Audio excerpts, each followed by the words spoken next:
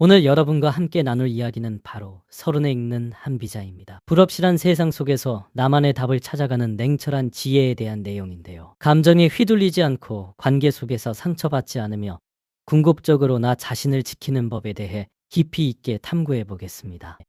왜 우리는 지금 이 시점에서 한비자를 읽어야 할까요? 20대의 우리는 세상이 정의롭고 노력하면 반드시 보상받는다고 믿었죠. 하지만 서른의 세상은 조금 다릅니다. 선의가 항상 좋은 결과로 돌아오지 않고 원칙 없는 열정은 때로는 이용당할 뿐이라는 것을 깨닫게 됩니다. 지금 우리에게 필요한 것은 따뜻한 위로가 아니라 생존을 위한 냉철한 현실 감각이라고 할 수 있습니다. 역사 속 제왕들은 남이 볼 때는 논어를 읽었지만 혼자 있을 때는 한비자를 읽었다고 합니다. 논어가 이상적인 도덕을 이야기한다면 한비자는 인간의 욕망과 권력의 본질을 꿰뚫어 보죠. 바로 이 지점에서 여러분의 삶이라는 왕국을 다스리기 위한 사적인 전략서가 필요하다고 할 수 있습니다. 이제 우리 자신을 지키는 객관적인 두 가지 도구, 바로 거울과 저울에 대해 이야기해 볼까요? 거울은 있는 그대로의 나를 비추는 도구이고 저울은 상황의 무게를 정확히 재는 기준이 됩니다. 여기서 중요한 것은 탐욕이나 자만으로 저울의 눈금을 조작해서는 안 된다는 것입니다. 기준이 왜곡되면 아무리 뛰어난 성과도 사상 누각에 불과하죠. 리더, 즉 자기 자신이 원칙을 잃으면 삶의 질서는 무너진다는 것을 명심해야 합니다. 다음으로는 당신 안에 있는 맹견을 경계하라는 메시지입니다. 송나라의 술 장사꾼 장씨는 술맛도 좋고 정직했지만 사나운 개를 키우는 바람에 손님이 없어 결국 망했습니다. 여러분의 능력은 뛰어나지만 혹시 기회가 오지 않는다면 내 안에 오만함, 까칠함 혹은 분노라는 맹견이 주변 사람들을 쫓아내고 있는 것은 아닌지 돌아봐야 합니다. 스스로 판단하지 마십시오. 판단은 타인의 몫입니다. 스스로 예쁘다고 뽐내는 첩은 사랑받지 못했고 오히려 스스로 부족하다고 여기는 첩은 사랑받았다는 이야기가 있죠. 여기서 우리는 오만과 겸손에 대한 교훈을 얻습니다. 솔직함이 항상 미덕은 아닙니다. 나는 뒤끝 없어, 나는 솔직해 라는 말로 무례함을 포장하지 마십시오. 그리고 나의 생각은 말하지 않아도 스며 나오기 마련입니다. 오만함은 결코 감출 수 없다는 것을 기억해야 합니다.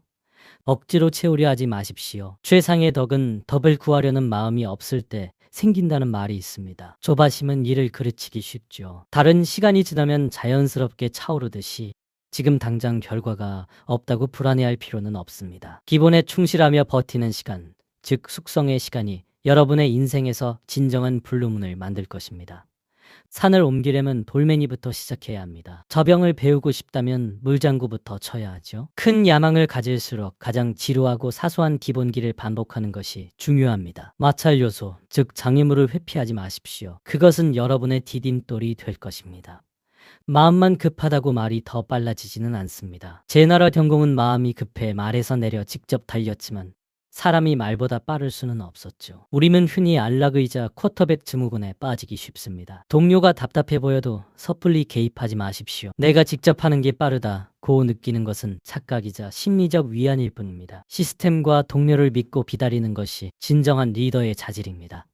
감이 아닌 도구로 일하십시오. 유능한 목수는 눈대중을 믿지 않고 반드시 자와 컴퍼스, 즉 법도를 사용합니다. 1만 시간의 법칙을 재해석해보면 단순히 오래 한다고 전문가가 되는 것이 아닙니다. 명확한 주관과 올바른 방법론, 즉 도구 없는 노력은 습관적인 노동일 뿐이라는 점을 기억해야 합니다. 내 인생의 증인이 되어야 합니다. 오피니언 룰을 적용해보세요. 자신을 법정의 증인이라고 생각하고 내가 보고 들은 사실만 말하십시오. 짐작이나 기대를 배제하고 의견은 명확히 구분해야 합니다. 소망 편향과 확증 편향을 버려야만 문제의 진짜 원인을 볼 수 있습니다. 관을 짜는 사람은 왜 죽음을 기다릴까요? 그가 악인이어서가 아닙니다. 사람이 죽어야 관이 팔리기 때문이죠. 인간관계는 선악이 아니라 이익으로 움직입니다. 동료나 상사를 도덕적으로 비난하기 전에 그들의 행동 뒤에 숨어있는 이익 구조를 파악하십시오. 그것이 관계를 푸는 중요한 열쇠가 될 것입니다. 해바라기는 뿌리가 없습니다. 권력, 즉 해만 바라보는 해바라기형 인간은 결국 동료라는 땅을 잃게 됩니다. 능력이 뛰어날수록 적이 많아질 수 있습니다. 상사에게 인정받는다고 동료를 무시하면 위기의 순간에 아무도 당신을 돕지 않을 것입니다.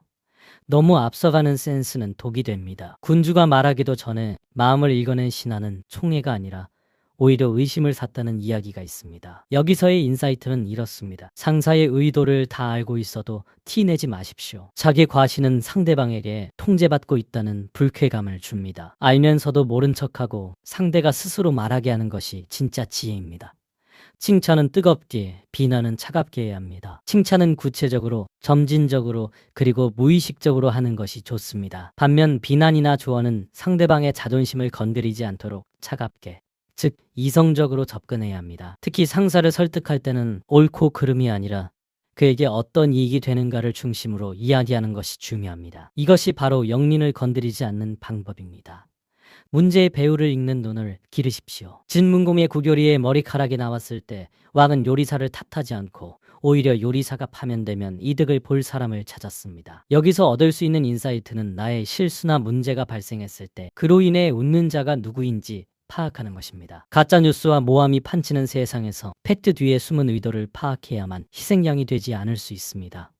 완벽한 척하는 가면을 벗으십시오. 너무나 청렴하고 완벽했던 개소는 오히려 사람들에게 미움을 사 죽임을 당했습니다. 인간적인 틈, 즉 빈틈이 있어야 사람들이 모여듭니다. 결벽증적인 완벽함은 타인에게 열등감과 숨막힘을 주게 됩니다. 가면이 벗겨지는 순간 비난받기 쉬우니 차라리 처음부터 작은 흠결을 보여주는 것이 오히려 더 나은 방법일 수 있습니다. 고전과 낡은 책을 구별해야 합니다. 오래되었다고 해서 다 옳은 것은 아닙니다. 상황이 변하면 방법도 변해야 하는 법이죠. 과거의 성공 방식에 취해 변화를 거부하는 리더, 즉 송양지인과 같은 태도는 결국 패배로 이어집니다. 익숙한 관습을 의심하고 끊임없이 나 자신을 혁신해야 합니다. 서른에 우리에게 필요한 생존 키워드 3가지를 정리해 볼까요? 첫째는 냉철함입니다. 감정에 휩쓸리지 않는 객관적인 자기인식이 필요하죠. 둘째는 통찰력입니다. 관계의 이면, 즉 이익을 꿰뚫어보는 눈을 가져야 합니다. 마지막 셋째는 무게감입니다.